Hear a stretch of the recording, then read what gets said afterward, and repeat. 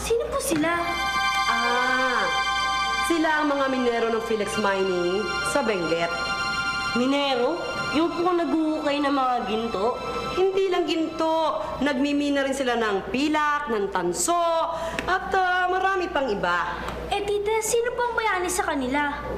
Silang lahat. At ang kabayanihan nila ang masasaksihan nyo ngayong araw ng inyong paglalakbay. Nasaan na tayo, Ana? Ito na yata ang minahan ng Felix.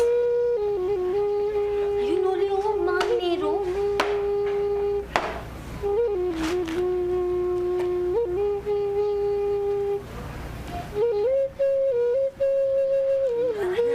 Hindi natin kung anong meron doon.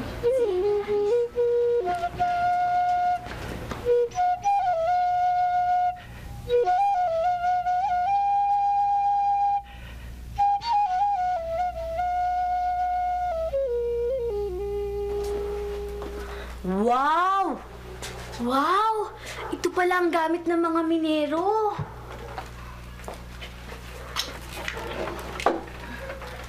Noli, bagay ba sa akin? Oo, Ana. Eh ako, mukha na ba akong minero? Siyempre naman! Halika, sukat pa tayo. Alam mo dito, no? Nako, hubarin nyo nga yung mga yan. Akala ko nawawala na kayo. Nandito lang pala kayo. Alam nyo, sa lahat ng mga pamangkin ko, kayo itong masyadong gala. Noli, may tito pala tayo dito.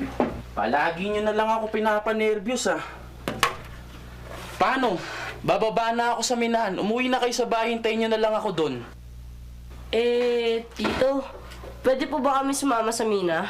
Ilang beses na ba natin napag-usapan to? Di ba sabi ko bawal ang bata sa minahan? Bagong-bago pa lang ako sa trabaho ko. Baka matanggal ako pag sinama ko kayo doon. Bakit po di pwede? Alam mo, Ana, malayong-malayo ang pinupuntahan ng mga minero sa ilalim ng lupa. Nung panahon namin, kukunti ang makina ginagamit. Hindi tulad ngayon. Napakarami. Napakadali ng trabaho ninyo.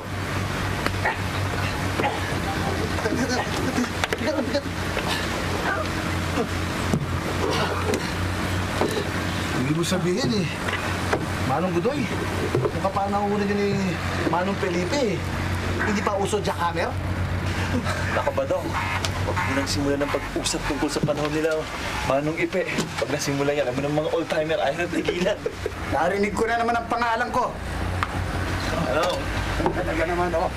Alam mo, Iho, nung panahon namin, bigyan mo lang kami ng piko, makakarating kami sa kailaliman ng bundok.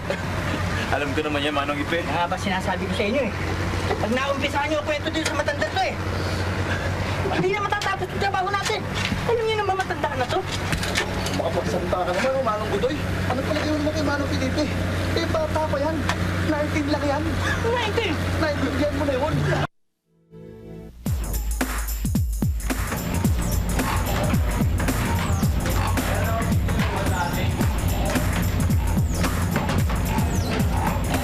Pedro, Mr. Jimmy Stator, matagal po ba to?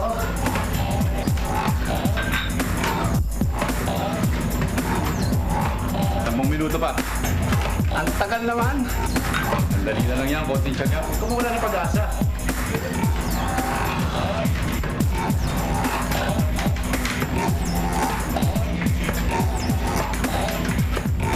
Pedro, nahihilo yata ako eh.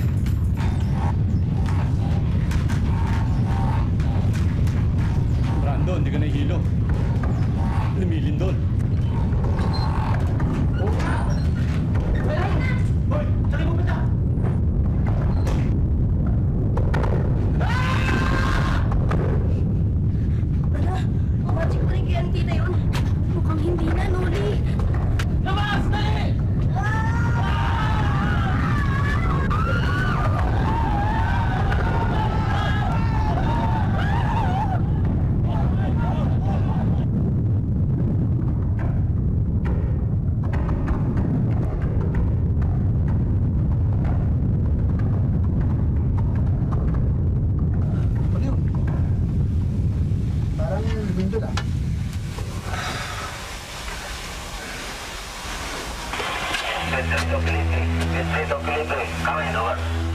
Go ahead. This is Felipe. Go ahead.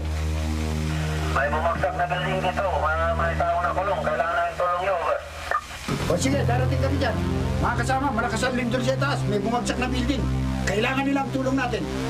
Tayo na. Dito na. Dito. Pakay na mo doon. Uy, walang kuryente. Okay na kayo, Noli? Okay na po kami. Nasaktan ba kayo? Tito. Tito, paano po tayo makakaligtas dito? Ito na yata sabi ng nanay ko. Gugunaw na ang mundo. Natatakot ako, Tito. May nasisinig ba kayo?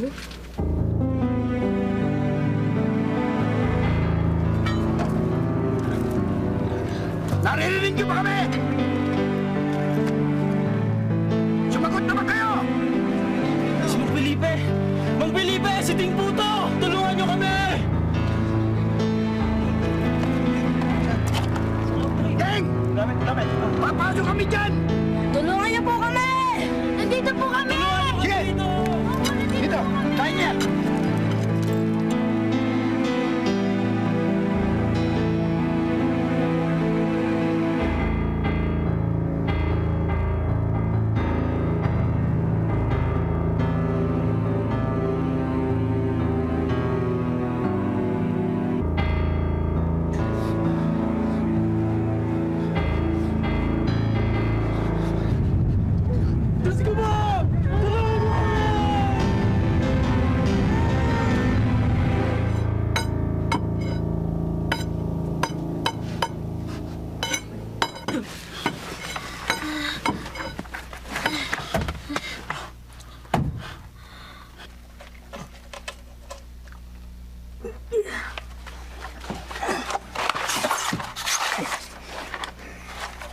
Tito Ding!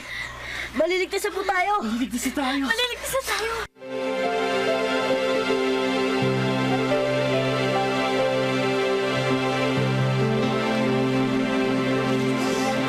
Salamat po. Maraming salamat po, Mama Manong. Maraming salamat po. Base, si Felipe ito. O, positive na rito yung mga biktima. Nakuha na namin dito sa safety house. Manong Ipe, siguro mabuti puntahan mo natin mga pamilya natin. Baka kung ano na nangyari. Sige, mabuti pa. Susunod, huwag kayo hiwalay sa akin, ha? Opo, Tito Ding. Dahan-dahan lang, ha? Sige. Mga piko.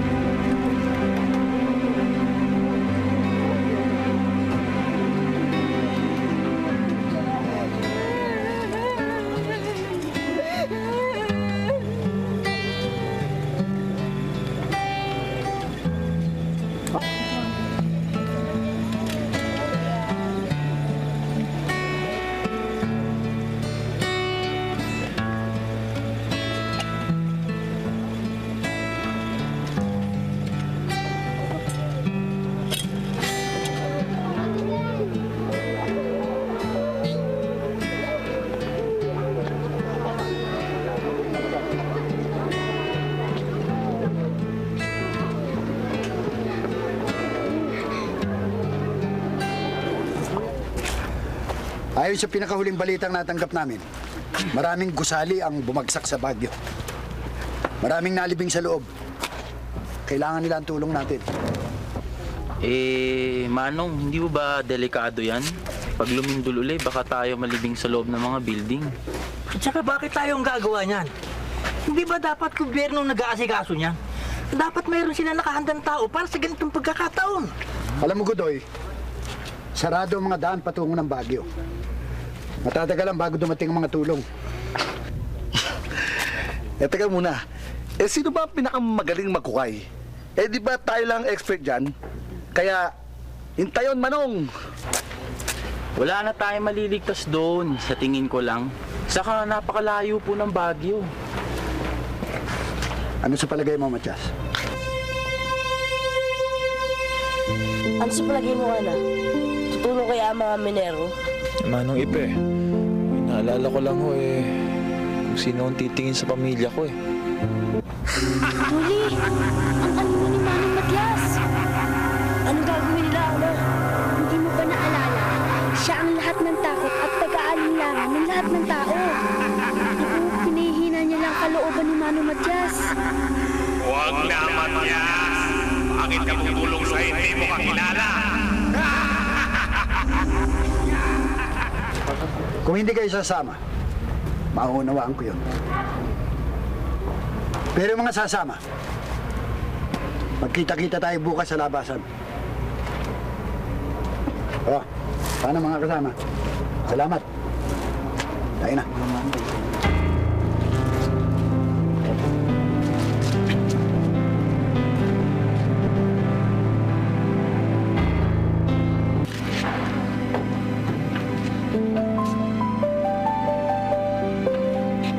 Manong, wala na yata. Hintayin, Manong. Nanalo yata si Anino, Noli. Ako rin pasit, Manong. Apay! Matsas! Si Matsas nga! Kaya si Ding! Ama, tingnan mo! Kumating sila! Matsas!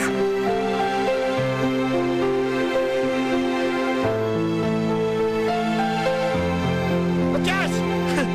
Ding! Salamat. Salamat, Ding. Salamat sa inyo. Salamat.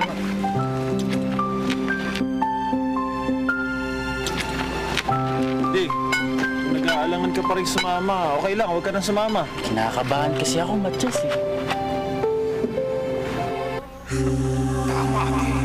Huwag ka nang sumama! Nakakatakot po! Baka umulit ang lindol at ikaw mababagsak ng duho! Ding, takot ka pa ba sa lindol? Takot pa rin ako, Badong. Pero naaalala ko nung kami nakulong sa guho. Kaya sasama na rin ako sa inyo. Good!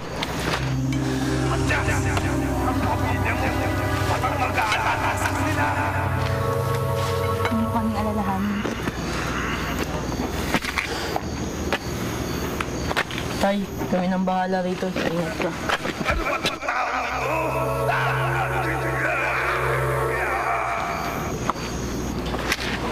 O, tayo na. Tayo, Manong. Mangipe. Tayo na. Mangipe! May narinig ako sa radyo. Oh, hindi tayo pwedeng sumakay. Maraming landslides patungo sa Baguio. Anong gagawin natin ngayon? Malayo pa naman ang Baguio. Ang layo ng lalakarin ninyo, mahihirapan mo ng gusto. Kung kinakailangan maglakad tayo, patungo ng Baguio, gagawin natin. Kailangan nilang tulong natin. Tayo na, lakad! Sandali! Lalakarin ang Baguio!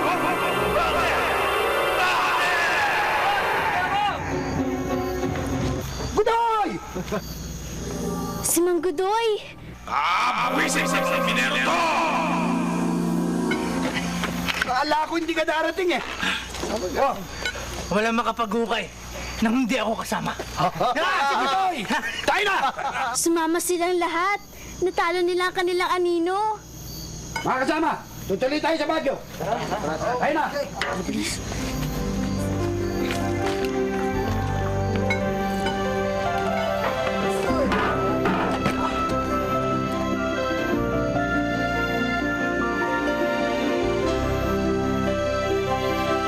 Tito Ding! Tito Ding! Oh, Loli! Saan po kami, Tito Ding? Saan po kami, Tito Ding? Huwag na. Dito na lang kayo. Malayo ang pupuntahan namin. Saka di ko alam kung gaano kami katagal doon. Tito Ding, di ba kayo na rin na nagsabi, tinulungan tayo ng mga minero nung tayong nakulong doon sa building. Kaya gusto rin namin tumulong ni Noli. Oo nga po, Tito Ding.